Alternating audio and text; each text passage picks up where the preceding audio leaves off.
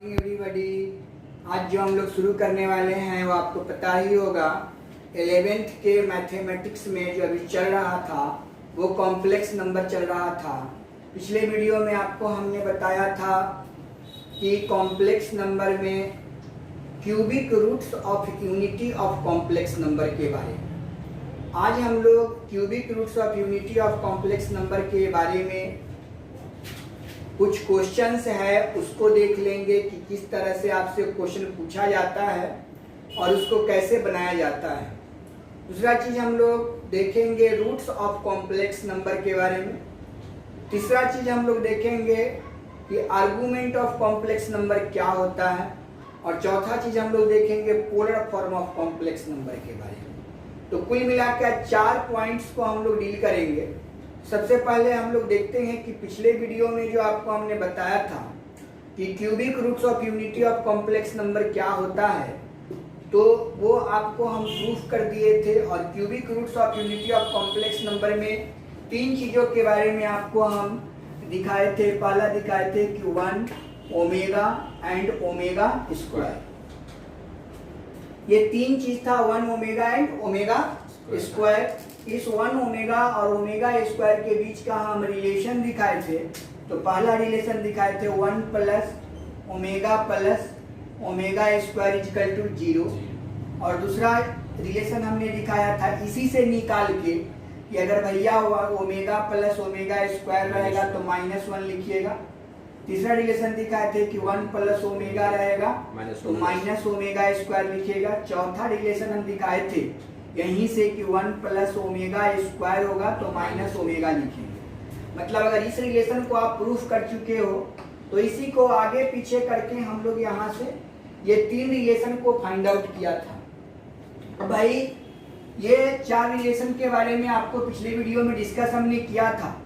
पांचवा क्या है कि मैंने बोला कि ओमेगा क्यूब का मान 1 होता है, प्रूफ किया था। यहाँ पे ओमेगा 6 का मान भी मैंने बताया था कि वो भी 1 होगा। ओमेगा 9 का वैल्यू भी 1 होगा। इस तरीके से बढ़ते बढ़ते मैंने बोला था कि omega to the power 3n का वैल्यू भी 1 होगा। अब यहीं से मैंने एक कंसेप्ट लिखा था कि अगर ओमेगा के पावर 3n हो जाए, डिवाइड करने के बाद रिमाइंडर 0 हो जाए तो उसके वैल्यू को 1 लिखिएगा। अगर omega to the power 3n plus 1 हो जाए तो उसका मान ओमेगा हो जाएगा। और omega to the power 3n plus 2 हो जाए तो इसका वैल्यू ओमेगा स्क्वायर हो जाएगा। ये कंसेप्ट था, इसके बारे में भी आपको हम डिस्कस कर दिए थे। मैंने बोला था कि अगर ओमेगा के पावर 3 से डिवाइड हो जाता है तो उसका वैल्यू 1 होता है। मैंने लिखा यहीं से कि if the power of omega is divisible by 3 then the value will be 1। ये कंसेप्ट आपके दिमाग में रहना चाहिए जिससे कि आपका कैलकुलेशन और सॉल्यूशन आसानी से हो जाए। 0 is said to be remainder, 1 is said to be remainder and 2 is also said to be remainder। ये रिमाइंडर है 3 से डिवाइड करने के बाद।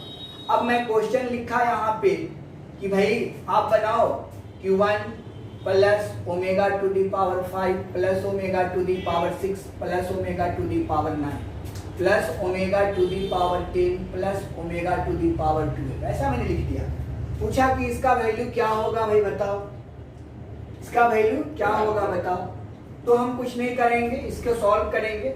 अब यहाँ पे 1 लिखेंगे, ओमेगा टू दी पावर 5 है तो 3 से डिवाइड करना है। रिमाइंडर कितना बचेगा?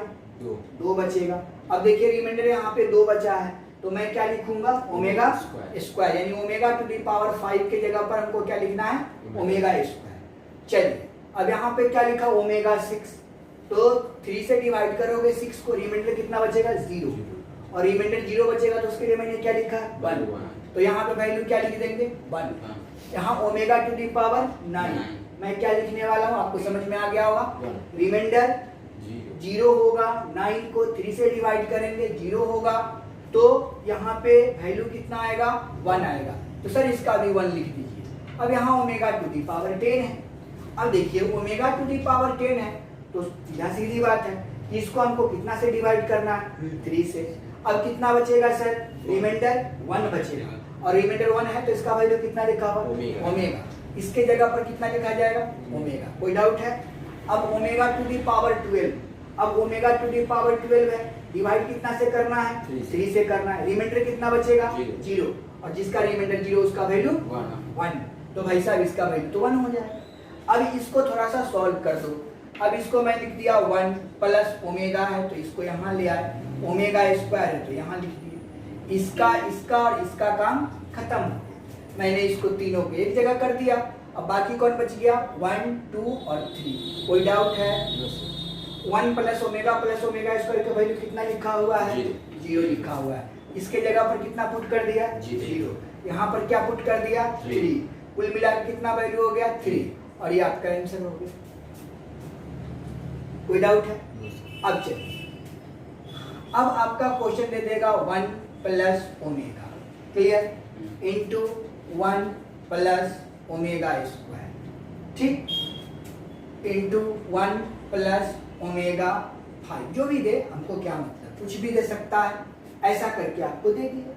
चलिए अब ऐसा है, अब मैं करूँ तो क्या करूँ भाई, बड़ा टेंशन है। अब यहाँ पे देखो, मैं इसको शॉर्टकट बनाने का प्रयास कर रहा हूँ। 1 प्लस ओमेगा, इसको सॉल्व करना है कि कितना वैल्यू होगा सर हमको बता दो। अब यहाँ पे क्या करना है, 1 प्लस ओमेगा तो है, यहाँ 1 प्लस ओमेगा स्क्वायर भी है, लेकिन यहाँ 1 प्लस ओमेगा 5 है। मैं क्या करूँ, इस 5 को पहले जितना पावर है समझे, उसको हमको 1 ओमेगा और ओमेगा स्क्वायर के रूप में ही लिखना है। तो यहाँ ओमेगा 5 है, इसको थोड़ा सा हम सॉल्व करते हैं, या नहीं भी करेंगे तो कोई दिक्कत है नहीं, बाद में ही कर लेंगे। देखिए 1 प्लस ओमेगा की जगह पे कुछ लिखा हुआ है क्या, देखिए 1 plus omega equal to minus omega square. ये 2 के स्थान पे छोटा कर दो तो क्या लिख देंगे, माइनस ओमेगा स्क्वायर। कोई डाउट? 1 प्लस ओमेगा स्क्वायर कहीं है, देखिए हम है, तो इसके जगह पे माइनस ओमेगा, बड़ा छोटा हो गया सर, दिखने लगा होगा, दिख रहा है, अच्छी बात है। अब 1 प्लस ओमेगा 5 है सर, 1 प्लस ओमेगा 5 है, 1 प्लस ओमेगा 5 में डिवाइड करेंगे 3 से, रिमाइंडर 2 बचेगा, यानी 1 प्लस ओमेगा स्क्वायर लिखाएगा। कोई डाउट है? अच्छी बात है। अब बताइए, ये माइनस कितना होगा, प्लस तो हो जाएगा, ओमेगा स्क्वायर यहाँ पे ओमेगा क्यूब तो हो जाएगा, यानी प्लस ओमेगा क्यूब। कोई डाउट? अब देखिए 1 प्लस ओमेगा स्क्वायर किसी के बराबर है, किसके बराबर है, आप देख सकते हो, माइनस ओमेगा के बराबर। तो मैंने यहाँ पे लिख दिया माइनस ओमेगा। कोई डाउट? अब आप देखो भाई, ओमेगा क्यूब का वैल्यू होता कितना है, 1 होता है, माइनस ओमेगा तो रहेगा ही, तो इसके वैल्यू को क्या लिख देंगे, माइनस ओमेगा, और ये आपका आंसर हो गया। ये आपका आंसर हो गया। आई बात समझ में? तो क्वेश्चन जो भी रहे हम लोग वहां से टच करके सॉल्व कर सकते हैं, कोई डाउट नहीं है। तो वहां के रिलेशन को लेके हम यहाँ पे पुट करते चले जाएंगे और हमारा वैल्यू निकलता चला जाएगा। तो इस तरीके से बहुत सारा क्वेश्चन हो सकता है, जरूरी नहीं है कि यही क्वेश्चन हो, लंबा लंबा क्वेश्चन होगा और आपसे पूछिएगा कि उसका वैल्यू क्या होगा, तो हम लोग उसको सॉल्व कर लेंगे और इसी रिलेशन को पुट करते चले जाएंगे। जहां पे 0 होने वाला होगा रख देंगे और उसका जो वैल्यू निकलने वाला होगा निकाल देंगे। इस तरह का क्वेश्चन बहुत सारे आपको मिलेंगे और आपको बनाना होगा।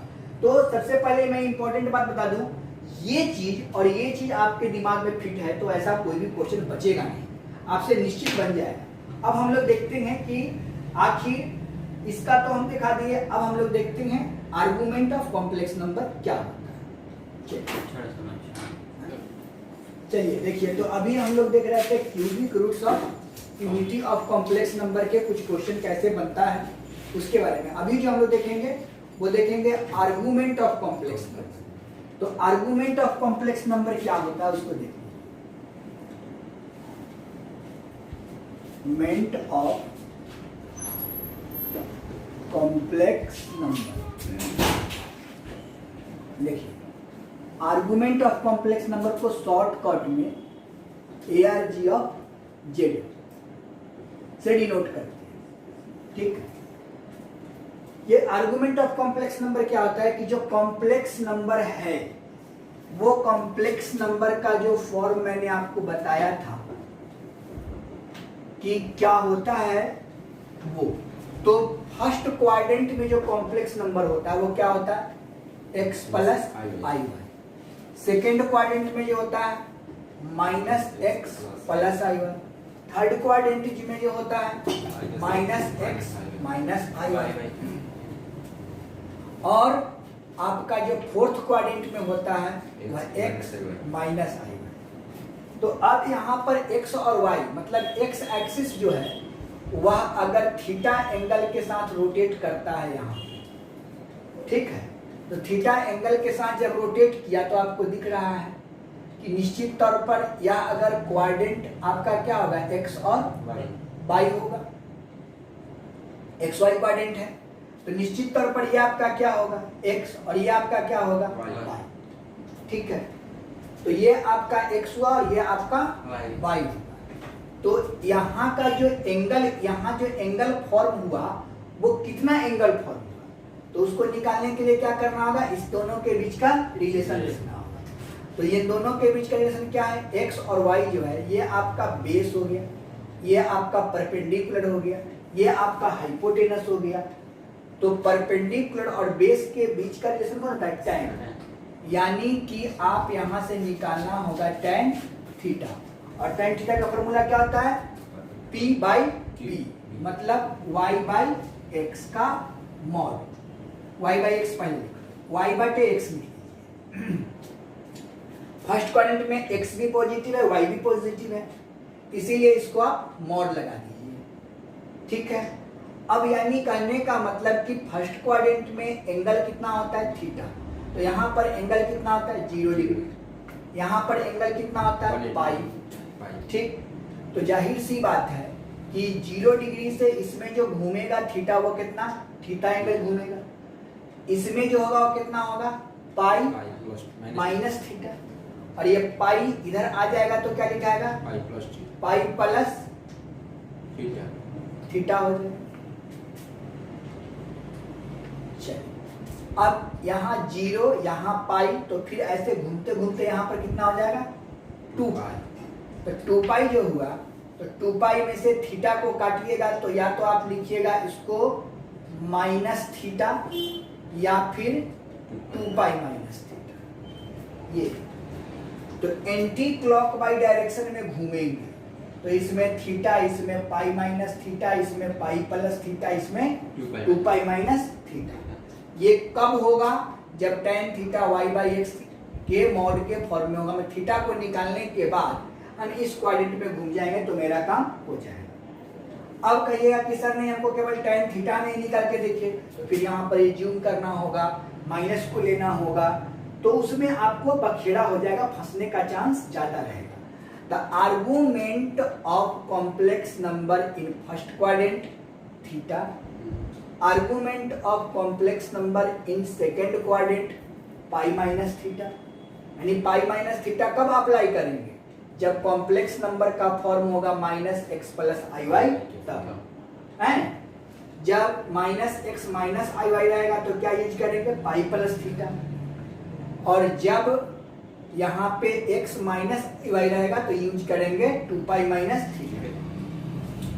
यानी कि कॉम्प्लेक्स नंबर जिस क्वाड्रेंट में है उस क्वाड्रेंट में जो थीटा एंगल का फॉर्मेशन होता है उसी फॉर्मेशन को हम आर्गुमेंट ऑफ कॉम्प्लेक्स नंबर बोलते हैं।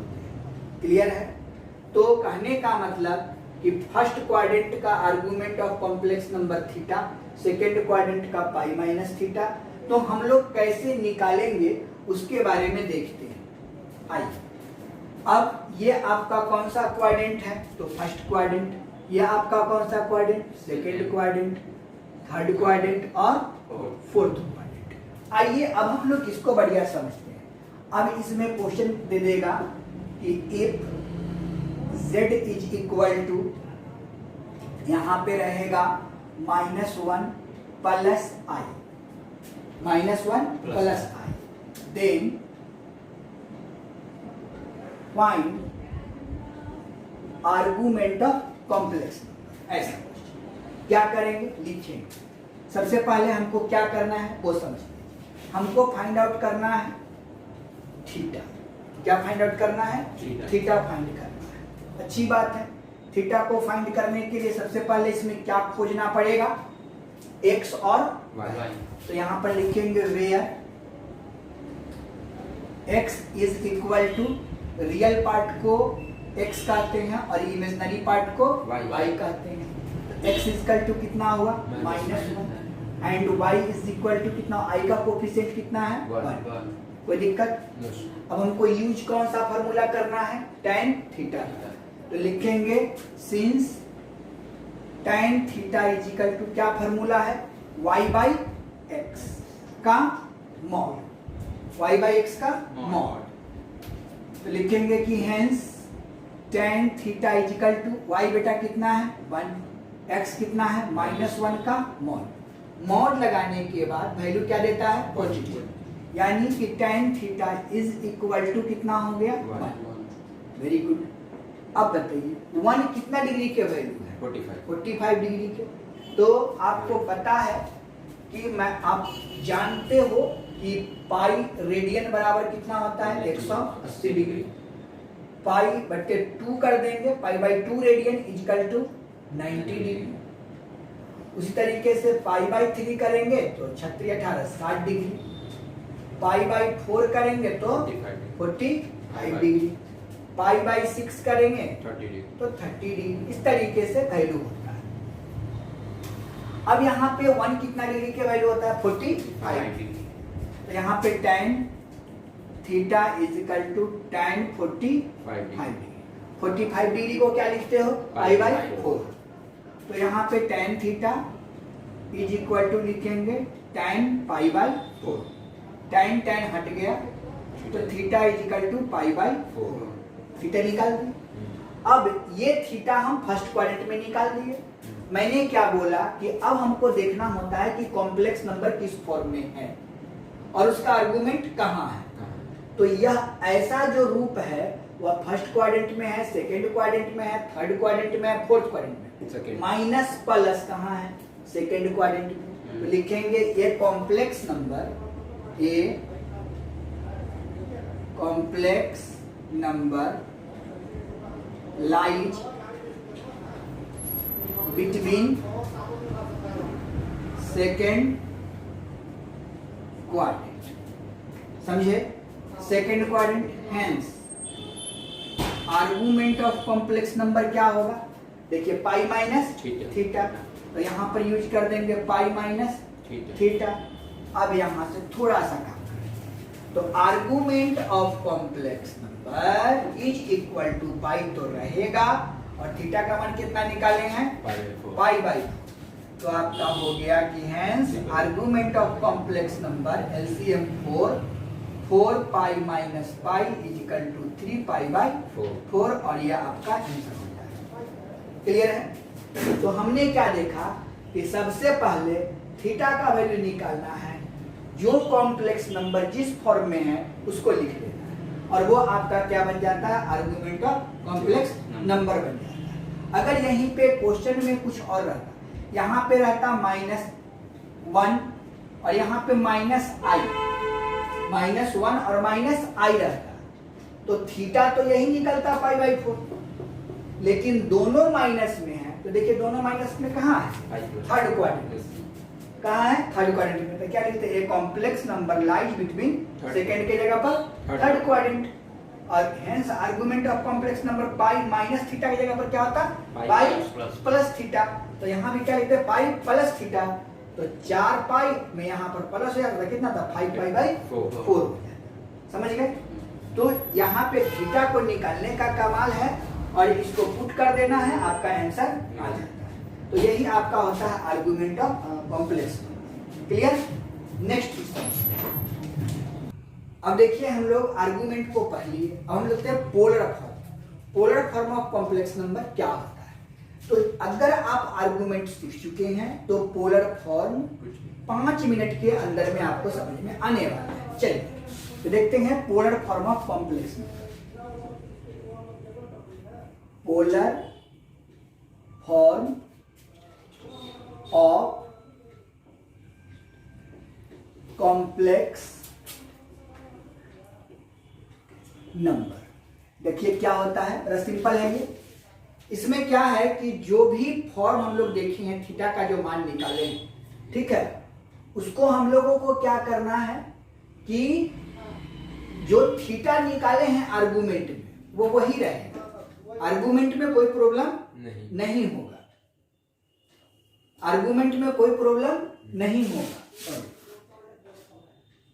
आर्गुमेंट में कोई प्रॉब्लम नहीं होगा। जो आर्गुमेंट निकाले हैं वही आपका थीटा रहेगा, ठीक है।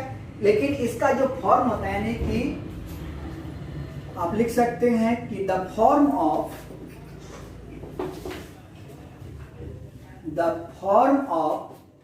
r into cos theta plus i sine theta is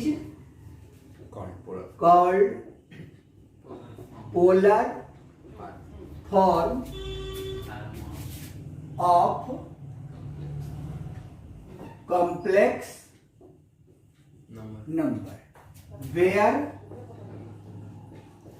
r is equal to under root x square plus y square and theta is equal to argument of complex। Theta जो होगा वो क्या होगा, आर्गुमेंट ऑफ कॉम्प्लेक्स नंबर हो जाएगा, और r का जो मान होगा वो x square plus y square. बस इतना ही को समझ लेना है और पोलर फॉर्म खत्म।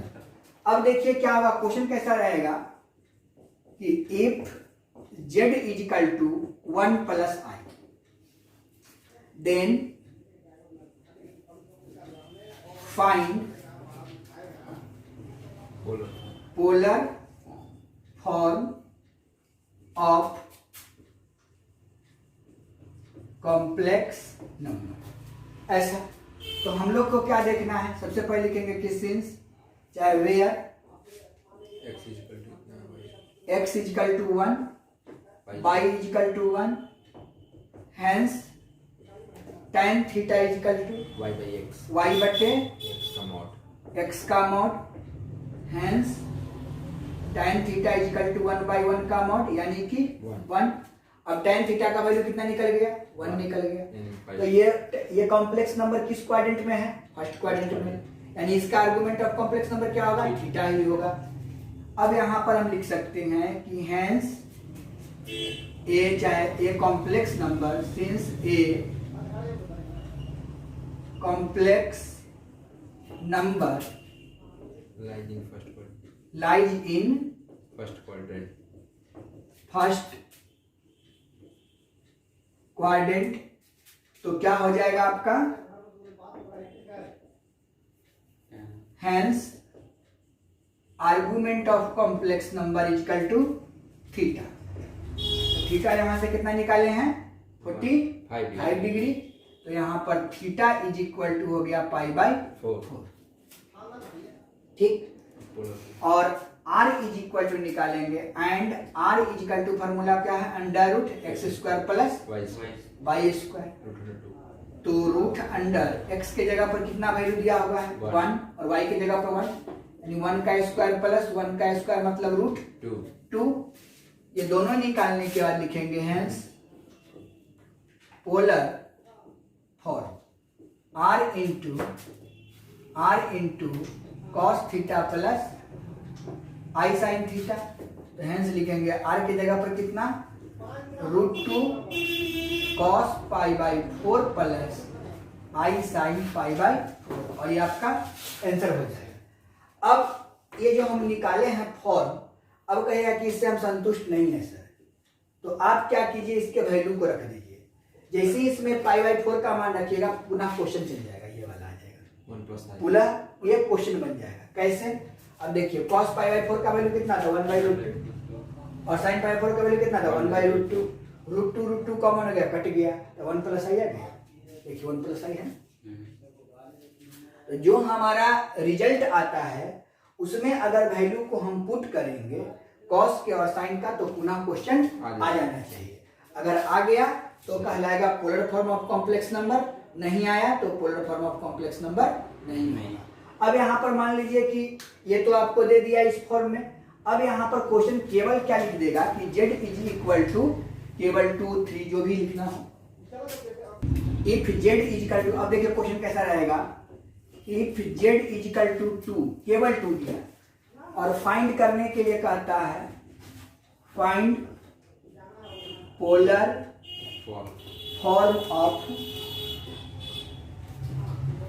Complex number. क्या करेंगे वो देखिए। तो यहां पर i है नहीं तो पहले कॉम्प्लेक्स नंबर बनाइए। तो since z is equal to 2 plus 0 into i लिख सकते हैं। yes. अब यहां पर वेयर